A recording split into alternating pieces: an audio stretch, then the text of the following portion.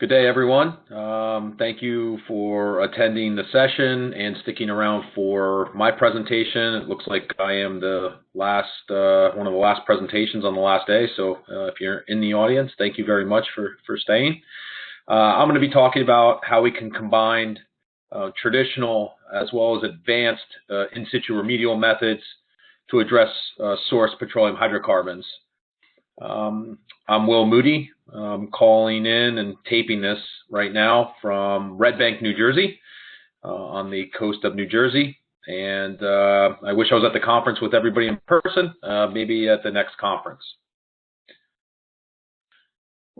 So one slide on what I'll be talking about today. I'll give a brief introduction to Provectus environmental products and an overview on in situ chemical oxidation, both mode of action, oxidation reactions, and then oxidation potentials. I'm going to focus more so on recognized ISCO limitations because there's several of those that we try to overcome so we can successfully remediate petroleum, chlorinated, and other recalcitrant compounds in the subsurface. Those limitations are going to be oxidant demand, contaminant rebound, and oxidant longevity. And then I'll talk about an advanced activation method that we're utilizing. We're building on an established traditional technology, activated sodium persulfate.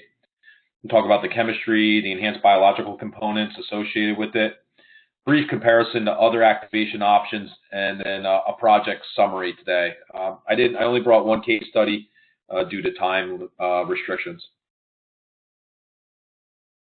So briefly, Provectus is an advanced remedial technology company. Our background is diverse, but we really focus on remediation. You can see just here internally, we've completed over 1,500 projects globally. Our backgrounds include consulting, contracting, and more so the development and deployment and design of advanced remedial in situ technologies. We just passed our 8-year mark. We were incorporated and based around acquiring some patents and exclusively licensing some patents associated with in situ chemical reduction, in situ chemical oxidation, and methane inhibition. I've already given another presentation that talked about methane inhibition coupled with ISCR. So if you missed that talk and you want to learn about it, feel free to email me or call me. We offer the design and the amendment services. However, if you're looking for turnkey proposals, we have global partnerships that can offer drilling, injection, soil blending services. So we can offer turnkey. So ISCO is the removal of electrons. ISCO is a non-selective technology. So although we would love for our chemical oxidants to only react with petroleum hydrocarbons or chlorinated ethenes or other VOCs or SVOCs, it is a non-selective technology, so it will remove electrons from other natural sources of organics. So showing a little bit on the oxidation potentials associated with chemical oxidation, I'm going to be focused on a technology today that we call Provectus. There's another technology I just briefly talk about, Provectus 2, where we're producing these very strong oxidizers, specifically the sulfate radical here, as well as in some cases ferrate. And there's other activation methods for persulfate that I'm not going to get too far into. We're utilizing ferric iron to activate persulfate. The other activation methods are, alkaline, peroxide, ferrous iron, typically with a chelator like EDTA. And you also have catalyzed peroxide or Fenton's reagent producing the hydroxyl radical. But I'm going to focus on the sulfate radical primarily, and then some biological components associated with Provectus and Provectus 2. Here's permanganate way down the list. Permanganate's really only good for destruction of chlorinated ethenes. It's not powerful enough to break the double carbon bonds, which I'm showing here. Again, we already saw some of the oxidation potentials, and the higher the potential, the higher the volts, the stronger the oxidizer. And so here's some common bond types for contaminants we're dealing with. So as I mentioned with permanganate, you can see the potential for permanganate's 1.68. not a great choice, and really not a choice at all for polyaromatics, diesel range organics, gasoline range organics. It needs more energy, basically. So you're going to be in the sulfate radical, hydroxyl radical range when you're dealing with your polyaromatics, your diesel, gasoline range organics. Same thing with BTEX. Again, permanganate's not going to be effective on breaking that bond, the aromatic bond. So you're going to be back up here in the hydroxyl sulfate radical range.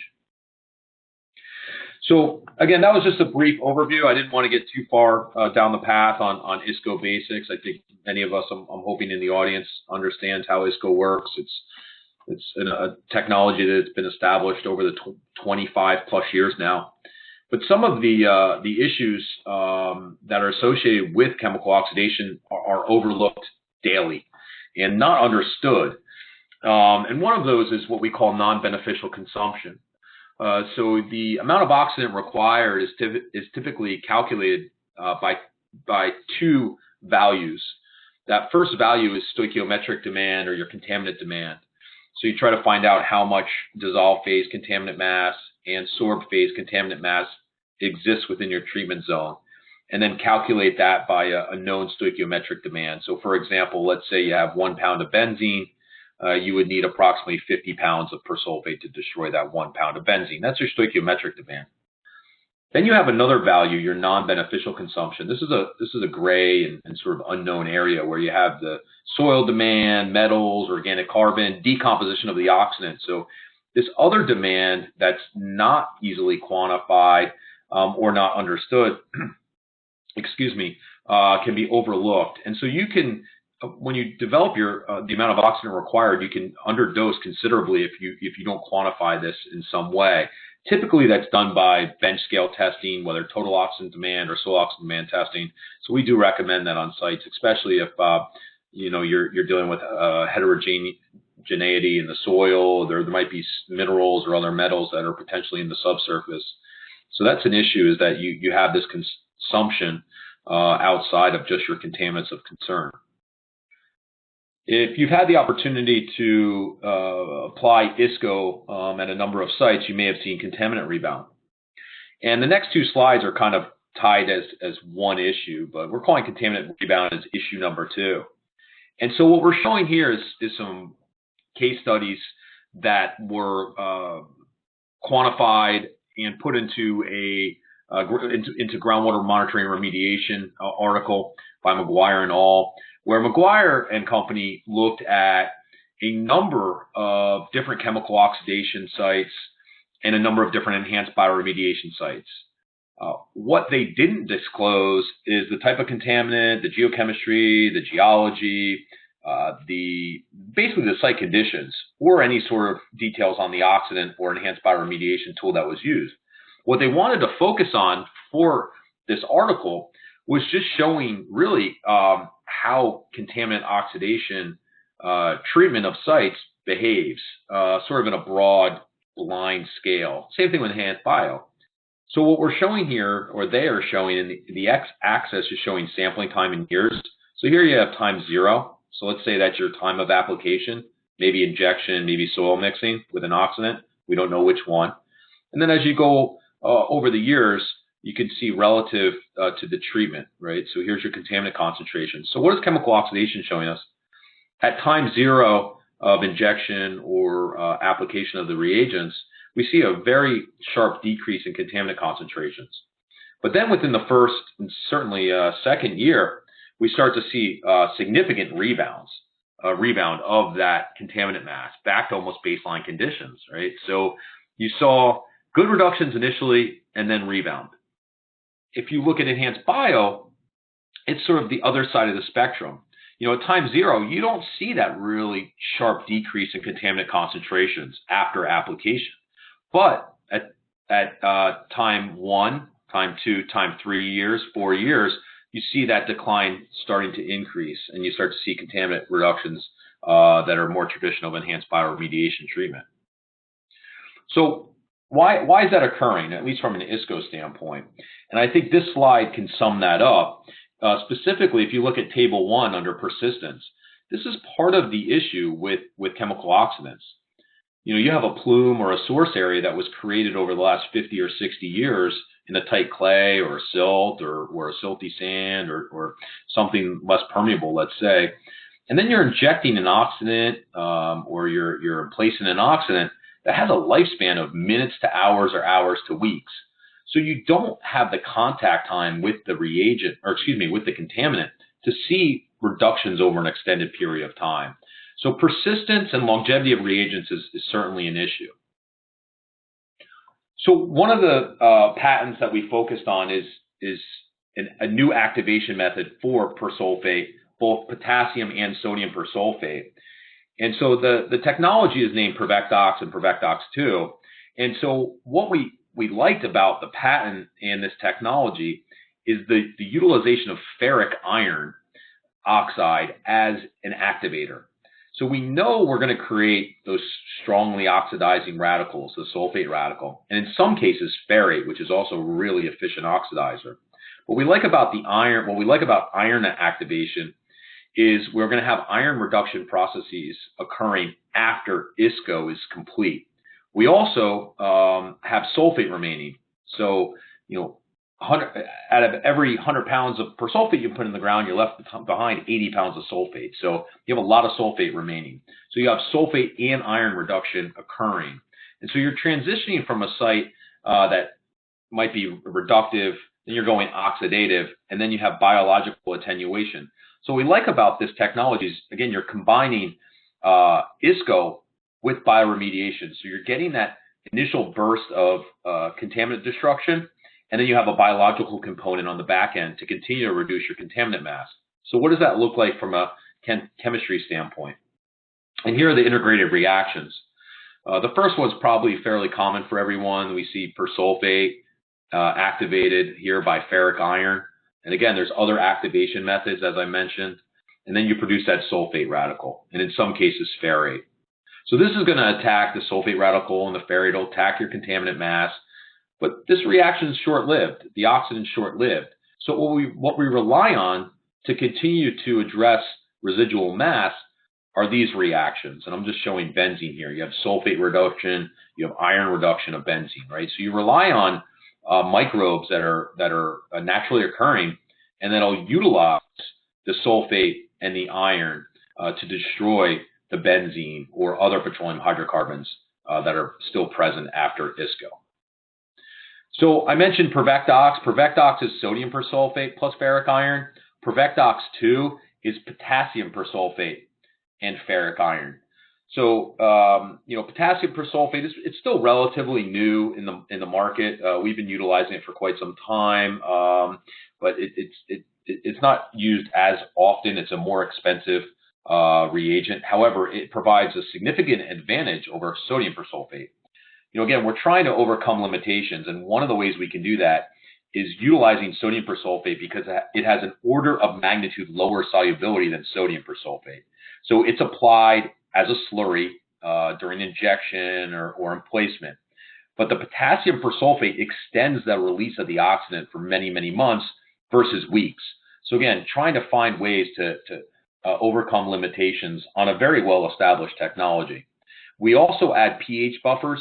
If you've used sodium persulfate in traditional injection methods in the past or traditional application or activation methods in the past, you might see pH drop from sulfuric acid being produced.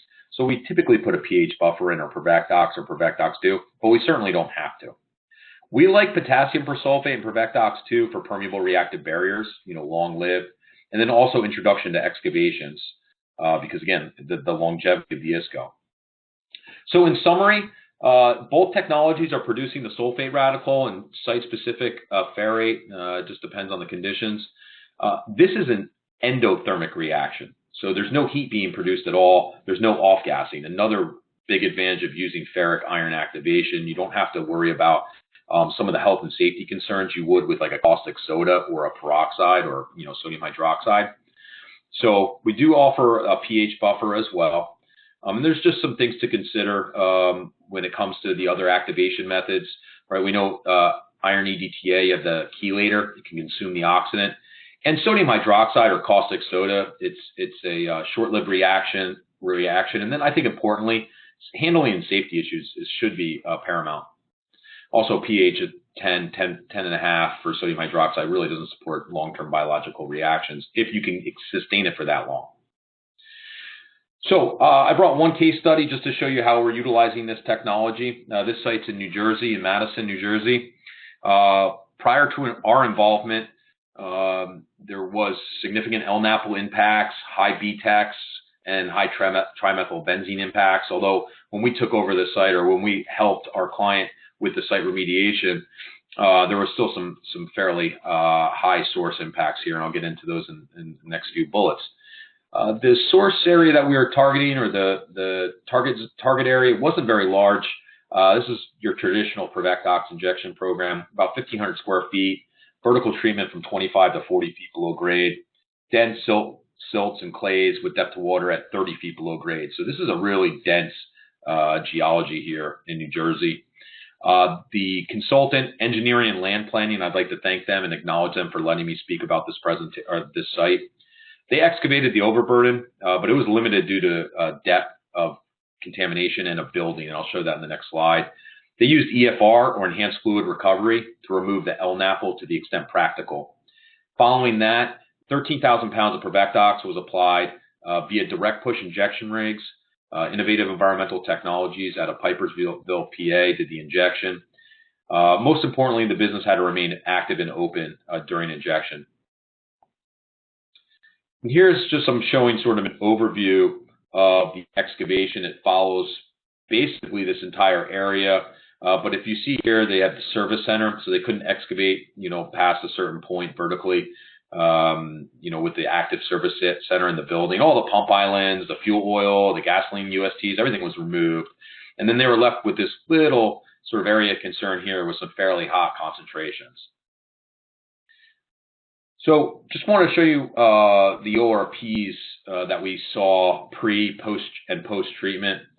You're talking about, reducing conditions because of the petroleum hydrocarbons that are there in the deep vertical interval. So you had ORPs when we started of, negative 139, negative 102. And then they bounced up immediately. This is really what we see, this increase of positive 354. That's very typical of our Provectus or ferric iron activated persulfate injection. And then quickly after 3, 4, 5 months, you can see the site goes back to reducing conditions. So now we have the iron, we have the sulfate present, and we can allow bioattenuation to occur without additional ISCO injection. We did include our pH buffer at this site, so I like to show that. Typically, when you use traditional activation methods, you'll see pHs of 4, 4.5, even 3s. We never saw that out here with the pH buffer that was included. And we saw, again, within 9 months, you're back to pre-existing conditions. Really good for bio. Here's some of the results. This is Modern Well 6R. This was sandwiched sort of in between the building and the sidewalk. Fairly high concentration still. BTEX, total BTEX, 10,000 parts per billion, with 86% reductions down to just under 1,500 parts per billion in 21 months. So here you can see there's no rebound after the ISCO either. Trimethylbenzene, 5,400 down to 57, 98.9% reductions. Really good reductions, and no significant rebound at all. Maybe a little blip here at Modern Well 9, but I wouldn't call that even rebound. BTEX higher in Modern Well 9, 15,500 down to 256, and trimethylbenzene, 5,600 down to 350. So there was some intermittent LNAPL in Modern Well 9 that they couldn't remove. So we did remediate that as well. We don't recommend using persulfate for LNAPL remediation. I would say this is more of a sheen and some just intermittent NAPL, but we did knock the LNAPL out there.